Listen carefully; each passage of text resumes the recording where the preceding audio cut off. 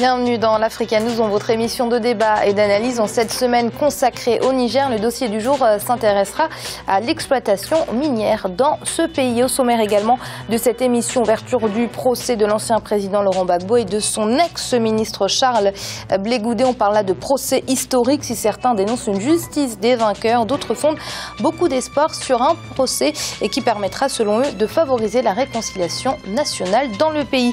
Et puis le Soudan, toujours en proie aux affrontements dans la région du Darfour. L'ONU s'inquiète et craint que ce regain de violence ne fragilise davantage le processus de paix en cours dans le pays. Ils sont avec nous autour de ce plateau. Notre invité, président du think tank IPOD, Mohamed Ly. Mohamed, bienvenue. Merci Amira et bonjour aux téléspectateurs. Et nos éditorialistes, bien évidemment, Samuel Gembok. Samuel, merci d'être avec nous. Merci Amira, bonsoir. Et Alfred Chango. Alfred, bienvenue parmi nous. Merci, c'est la joie de vous retrouver sur ce plateau. Et puis à mes très chères téléspectatrices aussi, je dis bonsoir. Et tout de suite, c'est l'info du jour.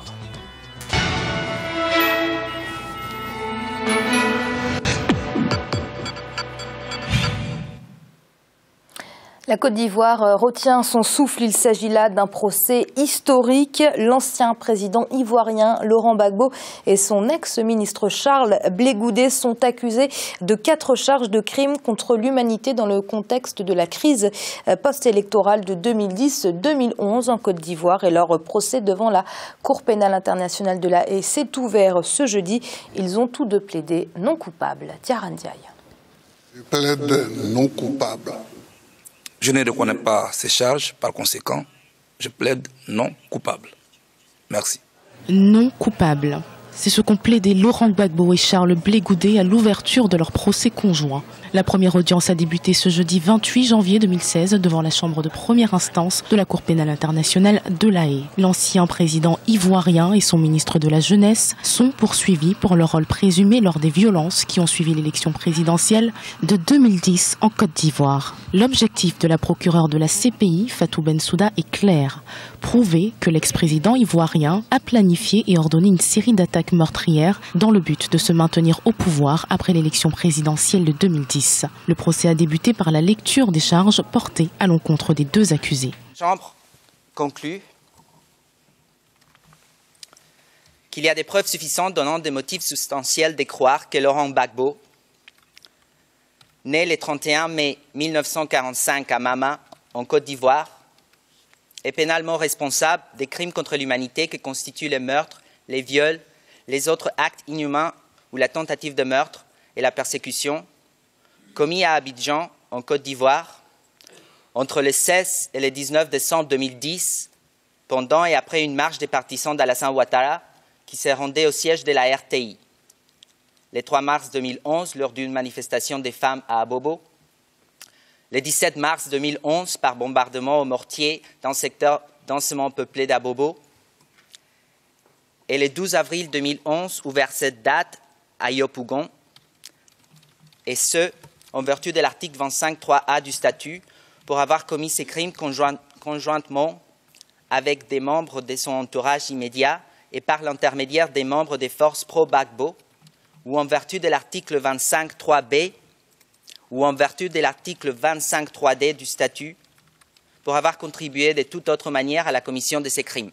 La Cour a retenu 4 chefs d'inculpation contre Laurent Gbagbo et Charles Blé Goudé, tous relevant du crime contre l'humanité. Ce jeudi, les juges ont ainsi vérifié que les accusés ont compris la nature des charges à leur encontre. Les 2 premiers jours du procès, ces 28 et 29 janvier, sont consacrés aux déclarations liminaires de l'accusation, de la défense et de la représentante des victimes. Pour cette première audience, la défense a tenu à soulever le non-respect des obligations en matière de preuves.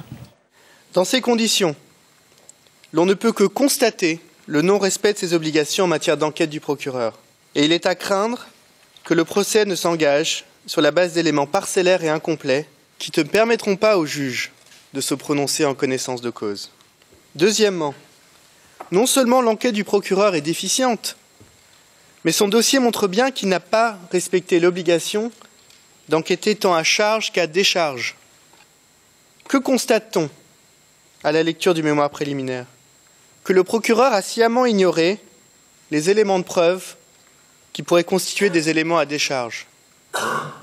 Cette attitude du procureur est d'autant plus regrettable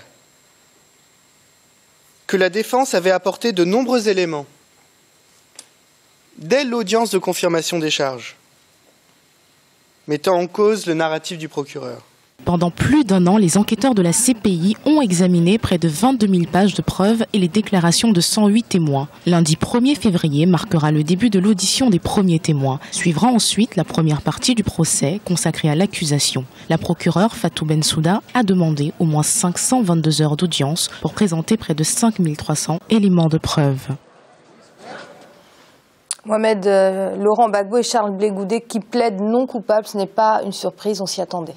Oui, on s'y attendait, mais seulement que ce n'est pas crédible. Parce qu'en politique, on ne peut pas être aux affaires et ne pas être responsable.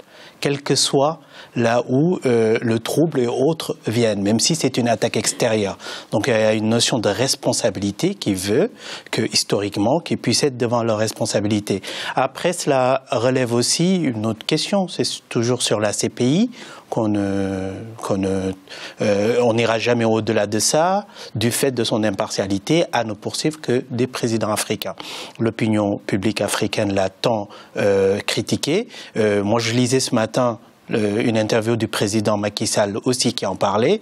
Nous en sommes défenseurs, le Sénégal, qui est un pays africain, le premier à ratisser les accords de Rome. Donc, effectivement, je pense que plus sérieusement, il faut que la CPI se réforme, ou sinon qu'elle ait des représentations continentales qu'au niveau de l'Union africaine. Je pense que nos États sont capables de régler les problèmes. Le Sénégal le prouve aujourd'hui avec le procès à Bray. C'est parce qu'il y a une certaine crédibilité dans ce sens. Je dis ça parce que tout simplement, cela ne nous servira pas que l'initiative qui est la CPI s'arrête parce que 32 pays africains se retireront de cette cour internationale.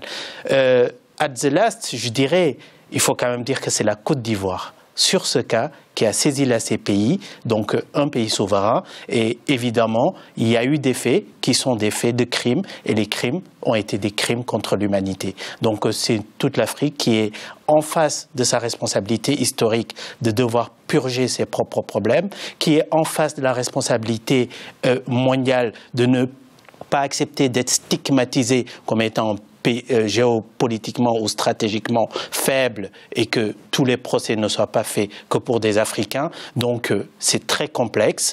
On ne peut pas en être fiers nous tous. C'est quand même le résultat de nos gestions étatiques, de nos gestions politiques et de nos pratiques politiques. Et ces pratiques devraient, je pense, sur toute l'étendue de notre continent, nous amener à faire de la politique de la façon la plus apaisée et effectivement éviter ce qu'on a connu en Côte d'Ivoire dans les années de conflit. C'est vraiment dommage, c'est l'Afrique en face de son histoire.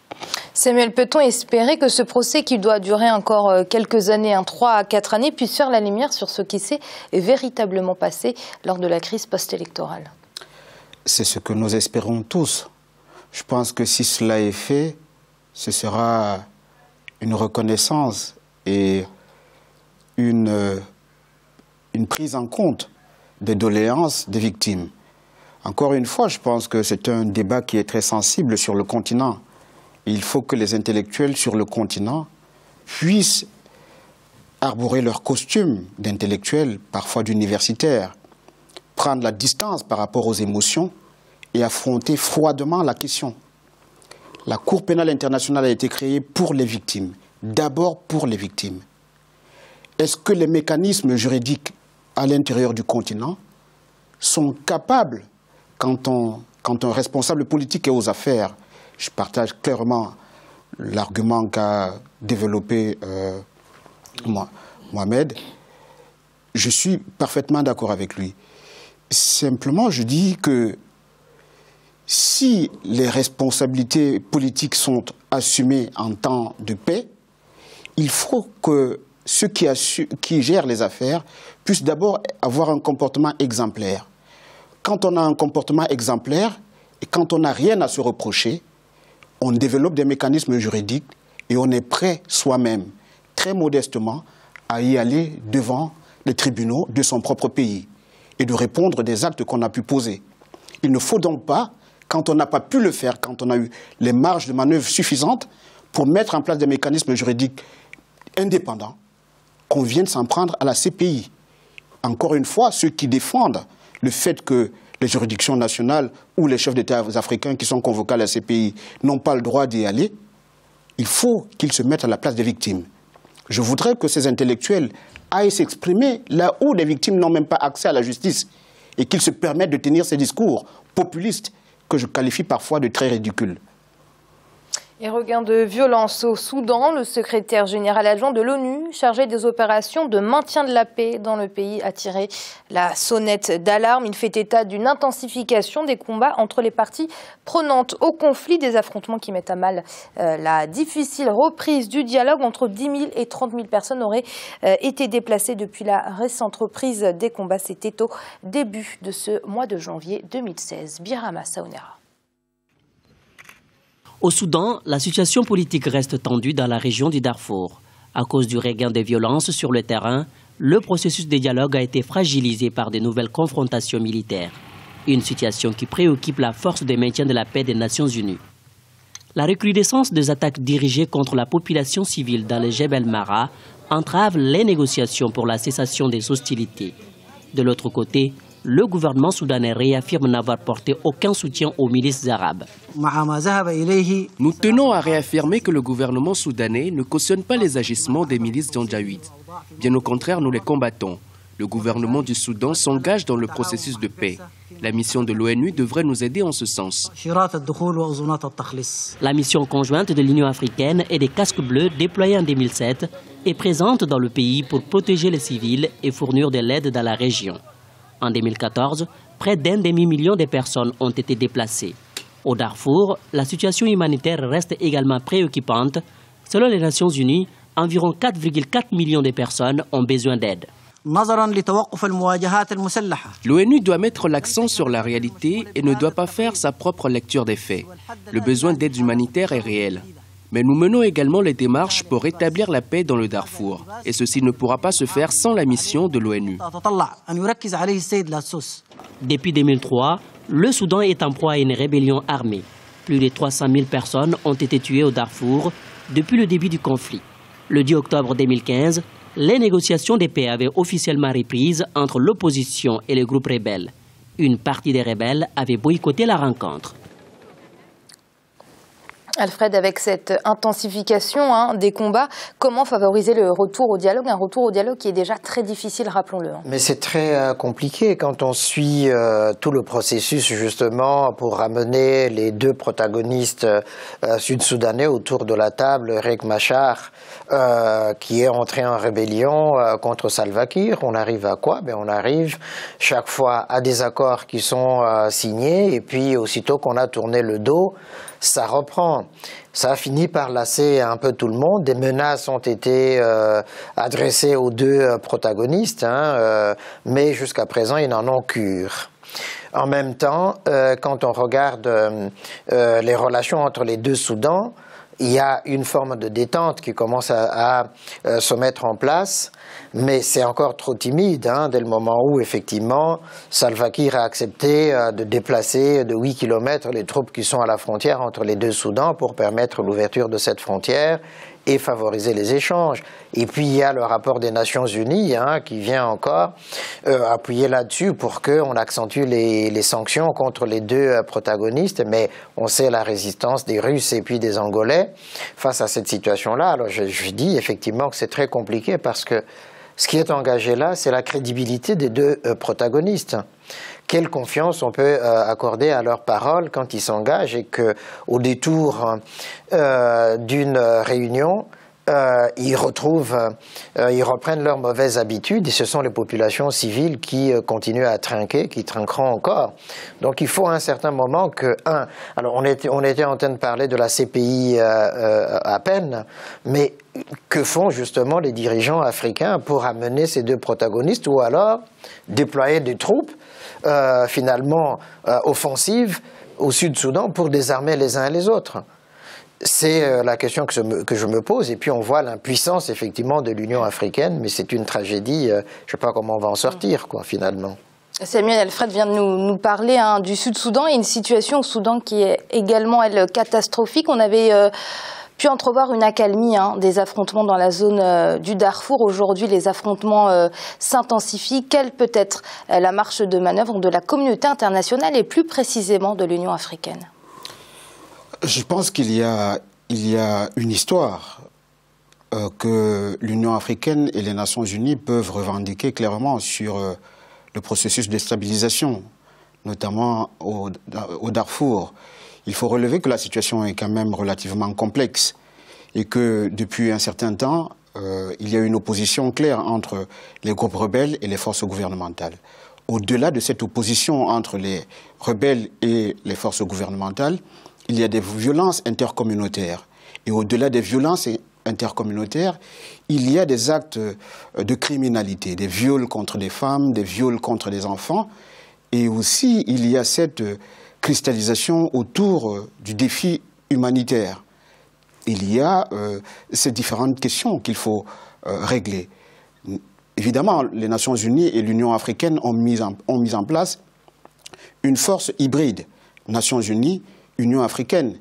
Et celle-ci a même été débordée par les difficultés sur le terrain, attaquée par les protagonistes en affrontement. Et donc, parler aujourd'hui de l'apport de l'Union africaine, moi je prendrais plutôt le contre-pied de cette thèse en appelant peut-être à plus de responsabilité de la part des acteurs africains, de la part des acteurs soudanais. Encore une fois, ce sont les Soudanais qui souffrent.